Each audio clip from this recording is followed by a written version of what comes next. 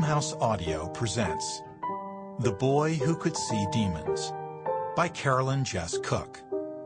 Read for you by Carolyn Jess-Cooke and Bruce Mann.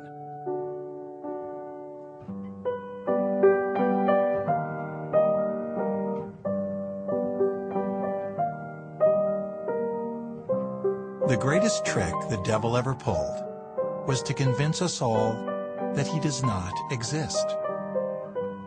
Charles Baudelaire.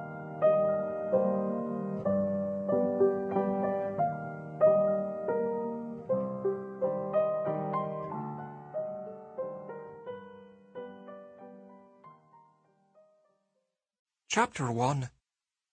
Ruen. Alex.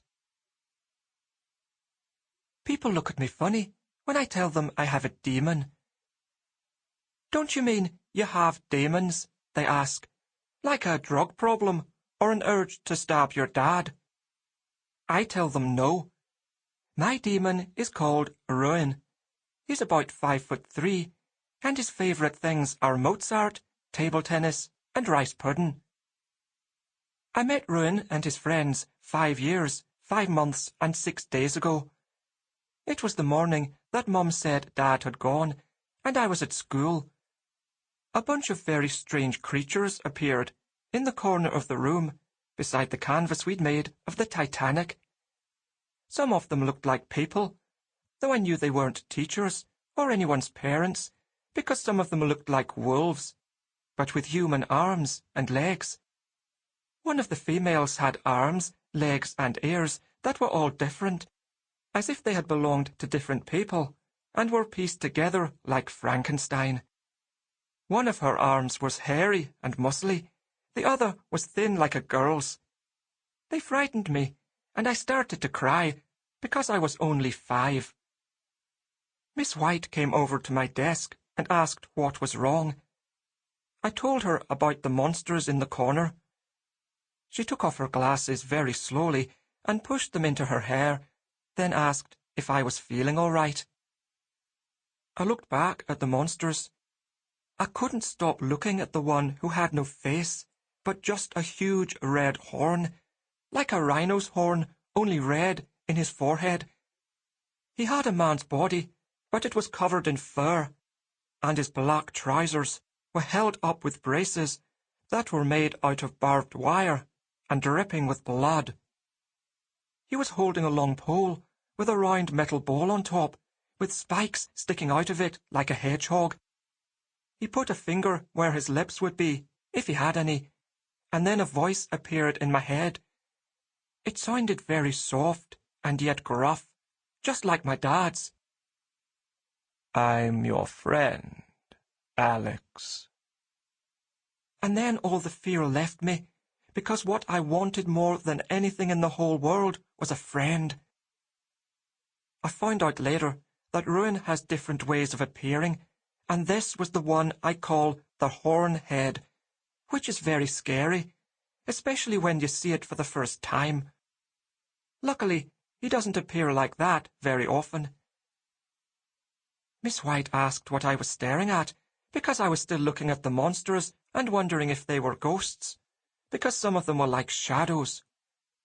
The thought of it made me start to open my mouth, and I felt a noise start to come out. But before it grew too big, I heard my dad's voice again in my head.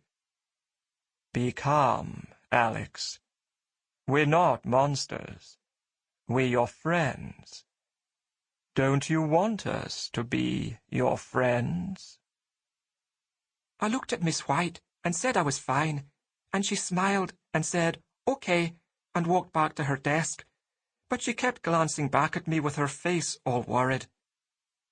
About a second later, without crossing the room, the monster who had spoken to me appeared beside me and told me his name was Ruen. He said I'd better sit down, otherwise Miss White would send me to talk to someone called a psychiatrist, and that, Ruen assured me, would not involve anything fun, like acting or telling jokes or drawing pictures of skeletons. Ruen knew my favourite hobbies, so I knew there was something strange going on here. Miss White kept looking at me like she was very worried, as she continued her lesson on how to stick a needle through a frozen balloon, and why this was an important scientific experiment. I sat down and said nothing about the monsters. Ruen has explained many things to me about who he is and what he does, but never about why I can see him when no one else can. I think we're friends. Only, what Ruen has asked me to do makes me think he's not my friend at all. He wants me to do something very bad. He wants me to kill someone. Chapter 2. Wakeful Dream. Alex. Dear Diary, a 10-year-old boy walks into a fishmonger's and asks for a leg of salmon. The wise fishmonger raises his eyebrows and says, "Salmon don't have any legs."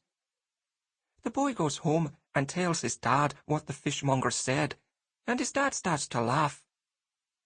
"Okay," the boy's dad says, "off to the hardware store, pick me up some tartan paint." So the boy goes off to the hardware store. When he returns, he is feeling very humiliated. Okay, I'm sorry," the dad says, though he's laughing so hard he almost pays himself. "Here's a $5. Go get us all fish fingers, and use the change for some chips for you." The boy throws the $5 back in his dad's face. "Here, what's all that about?" the dad yells. "You can't fool me," the boy shouts back. "Fish don't have any fingers." This is a new diary that Mum bought me for my last birthday, when I was 10. I want to start every entry with a new joke, so I can keep in character. That means I can remember what it feels like to be the person I'm playing, which is a boy called Horatio. My acting teacher, Jojo, said she's rewritten a famous play called Hamlet as a contemporary retelling of 21st century Belfast, with rap, street gangs, and kamikaze nuns. And apparently William Shakespeare is okay with that. Mum says my getting into the theatre company is a really big deal, but not to tell anyone on our street, as I might get beaten up. We're performing the play at the Grand Opera House in Belfast City, which is cool, because it's like a 10-minute walk from my house, so I can make rehearsals every Thursday and Friday after school. Jojo said I can even make up my own jokes. I think this joke is funnier than my last one, about the old woman and the orangutan. I told it to Mum, but she didn't laugh. She is sad again. I have started to ask her why she gets sad, and each time the reason is different. Yesterday, it was because the postman was late, and she was waiting for a really important letter from social services. Today, it's because we've run out of eggs.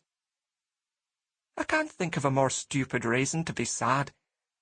I wonder whether she's lying to me, or if she actually thinks that it's fine to burst into tears every 5 seconds.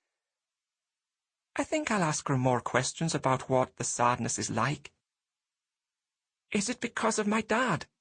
I wanted to ask this morning, but then I had what the bald counsellor called a wakeful dream, and remembered my dad, the time he made Mum cry. Usually she was really happy when he came to visit, which wasn't very often, and she'd make her lips red, and her hair would look like ice cream piled up on her head, and she'd sometimes wear her dark green dress.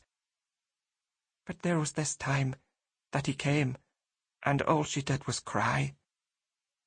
I remember I was sitting so close to him that I could see the tattoo on his left forearm of a man who Dad said starved himself to death on purpose.